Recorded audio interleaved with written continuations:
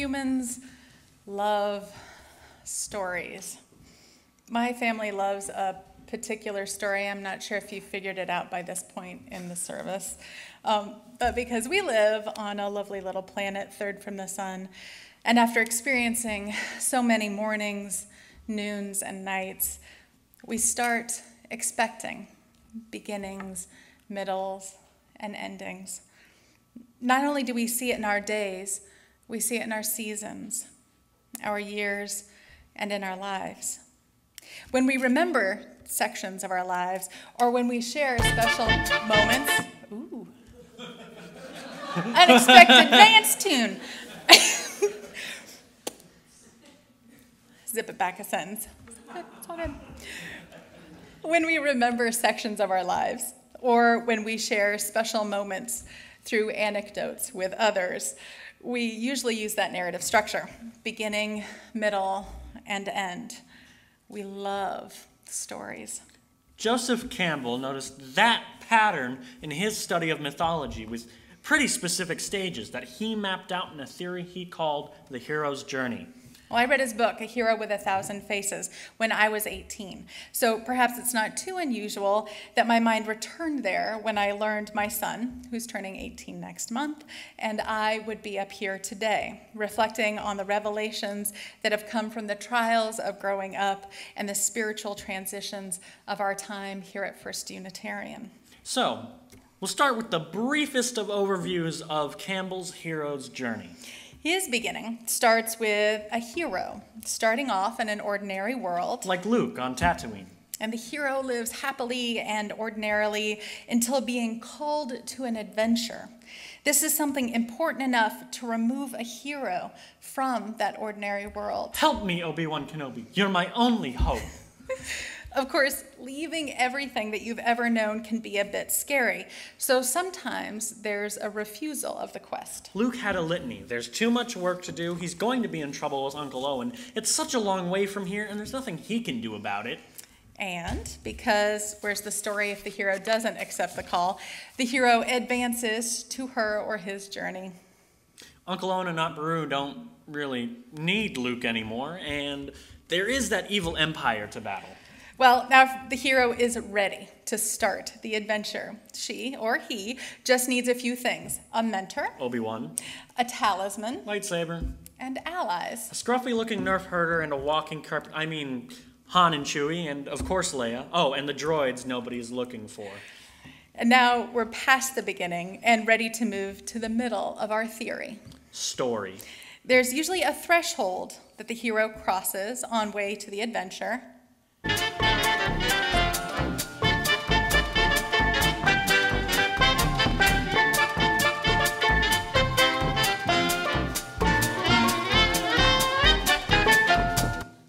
Then the hero is consumed by this new unknown world represented by the belly of the whale.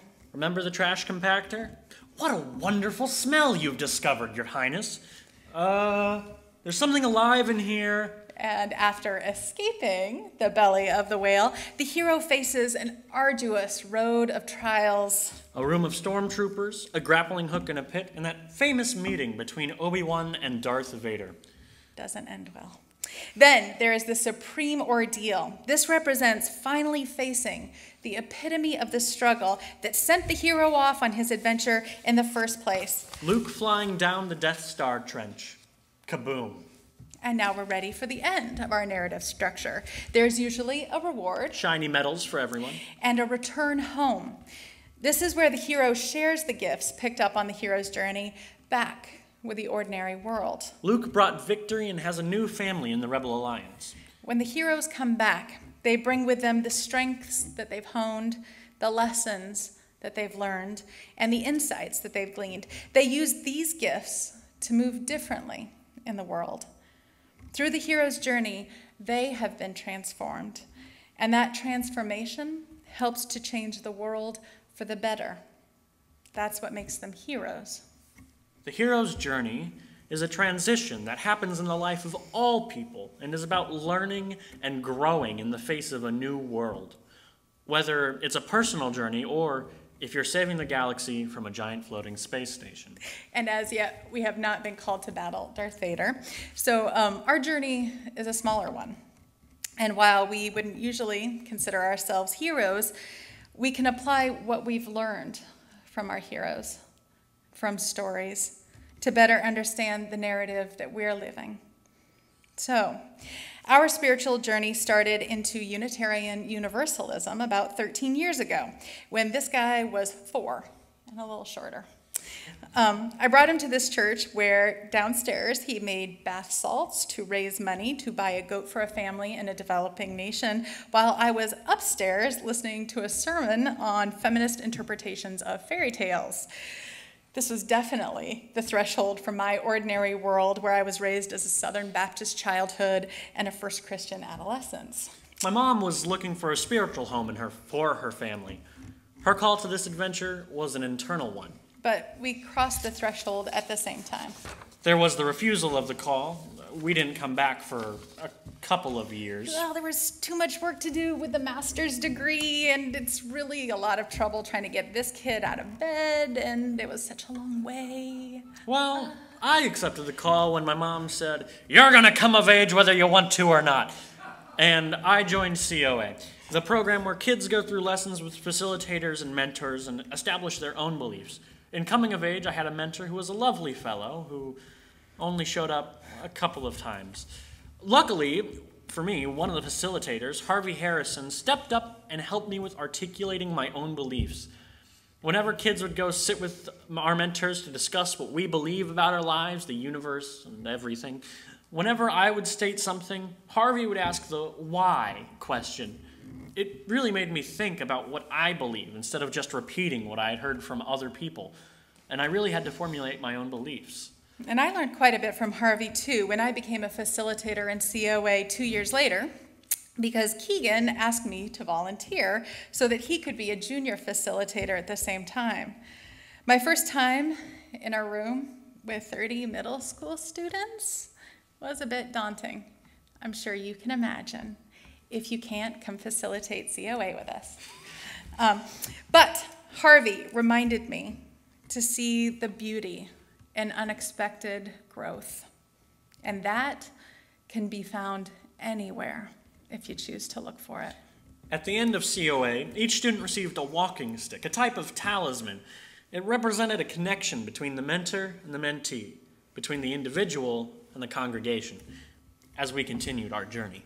As a facilitator of COA, I saw that talisman as a symbol of the church, a bit of a foundation for the beliefs that might shape these young folks' lives as they continue into their future, but also of the brilliance and promise that these young folks bring to us, and if we're lucky enough, that they share with us. I've been an educator for 13 years in the public schools, and as a facilitator for COA, I am continually amazed at the depth of understanding that these kids show in their comprehension of life. My allies were the friends I've made in the youth classes I had attended. I learned how much fun church could be.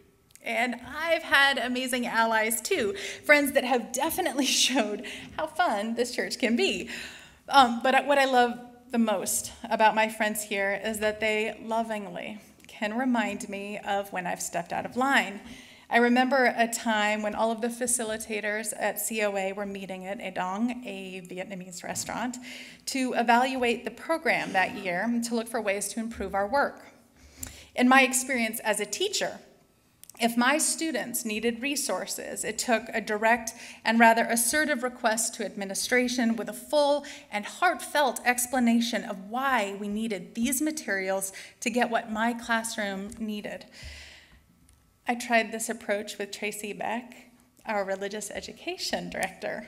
She, of course, was completely obliging and supportive, and Sally Buckholt, another facilitator, kindly stepped in and reminded me, just as direct and assertively, that we are the church.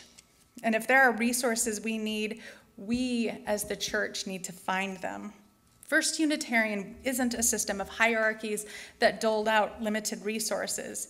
We are a group of people with our arms linked, trying to create change we want to see in the world. It was one of those moments where I knew right away that I should apologize, and I quickly did, and still do. Sorry, Tracy.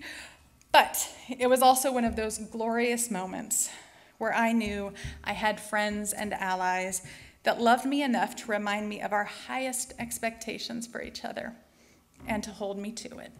After completing coming of age and then OWL, I crossed a second threshold into a new youth program, YRUU, which was the high school youth group. It was so different from anything else before it. It was a much broader range of activities. There was more freedom for the youth. When we would meet, we would all sit around together and discuss what we were going to do. Our facilitators would say, "We're not here to tell you what to do. We're here to remind you what to discuss, and you figure out what you want to do with that." For example, we would talk about whether or not we wanted to do a haunted house this year for the little kids. How are we going to organize it? Everything was led by the students. I had no idea what I was doing at first. There was a lot of freedom, but there was a lot of freedom, which was terrifying at first because you don't know what to do. But it was from all that freedom that I learned how to build my own structure to meet a goal. For me, the adult religious education programs have been life-altering too. Wellspring, Soul Matters, and even facilitating groups through courses called Building Your Own Theology have all provided me with the space to examine what I hold truest and how I practice those beliefs in my daily life. And if you remember that we started this journey in this congregation 13 years ago, it wasn't until 2, maybe 3 years ago that I actually became a member. It was during Wellspring, thanks to Todd Lockwood, our facilitator, that I really realized how deeply my heart was broken by the churches I was raised in. Not that they weren't perfectly lovely, lovely folks, but the beliefs that they held and practiced were so incongruous with the truth of my heart, I couldn't resolve it, and it hurt. So 10 years after my first visit, when I was in Wellspring, learning about the history of this church, it was glaringly apparent that this congregation held beliefs that resonated with the truths in my heart, and that it was filled with amazing people that would support me on my spiritual journey. I had found my home. After the first year of YRUU, the facilitators offered me the chance to enter the Midwest Leadership School, as they saw me as a leader in the group, which surprised me, as I did not view myself as a leader at all. I reluctantly said yes, and the MWLS was one of the best weeks of my life, and I will never forget it. Though I was the only youth from our church there, which was terrifying because I was alone. However, I quickly gained friends there, and it wasn't too bad after a couple of hours. One of the challenges of that school was being put in a group of 8 to 10 people. Half were adults from the adult counterpart to the MWLS, and half were youth, myself included. Every day, one of these groups would hold a service for everyone else. My group was the first to do so, so after our group met for the first time, we found out we would be presenting the next morning. This taught me to quickly adapt and learn how to work with people who could be utterly unbearable. While I haven't run into quite the same difficulties that Keegan has, the story reminds me a bit of Mark's message. You know, you're really a member of this church when you're disappointed and still come back. Another gift that this church has given me and that Keegan describes is the many opportunities we have to serve. I've been so grateful over the last 4 years working with the community to examine white privilege and institutionalized racism in our world. The 3 Lindas and Kate have helped me grow so much in how to act responsibly and with love. And Aaron Gingrich, our social justice minister, had provided an amazing opportunity, a door to community service and social justice with that Faith in Action Day. From that, we have a group that was conceived and thrives and that I love participating in. It's a local group of a national organization, Days for Girls, is the one that Kay Hertz and my mom have started and who are meeting downstairs right now. to create feminine hygiene products for women and girls across the globe that don't have access to them and would miss days of work and school. This newly formed group of women is 25 strong and growing, and it shows the tremendous potential when we join together as members of this church. Through my journey, my reward was learning that anywhere I go, I can find people I can cooperate with. And even if I can't do that, I can find a way to work with them. And when Keegan shared that in our pre-writing of this message, it resonated so deeply with me as such a Unitarian Universalist value. Anywhere I can go, I can find people I can cooperate with. And even if I can't do that, I can find a way to work with them. And it sounds really simple, but if you think about all of the elements that contribute to that to make it possible, it amazes me how all of the principles in this community, our 7 principles in this community, have helped shape us. So, we've learned so much from our time together building a home at First Unitarian. We learned what we believe, how to recognize the beauty of spiritual growth in others, especially middle schoolers, what it means to be a member of a church, who our friends are, and how much we cherish them, what to do with freedom, how to respond with grace with a teenager who has been granted freedom. Okay, so I still may be learning that one. We've learned how to serve through leadership. And we've learned how to move through transitions with the support of a loving congregation. Which is what I have ahead of me in the next month. I'm headed to college and out of my parents' house, a big step into my next journey. I have written here, pause to give mom time to cry. But I'm doing way, way better, right? Even in the first one? Okay. So, we are going to close with a quick passage that we learned in Coming of Age. Thank you for my childhood. Oh, here it comes. And thank you for being my child. Thank you for being our congregation.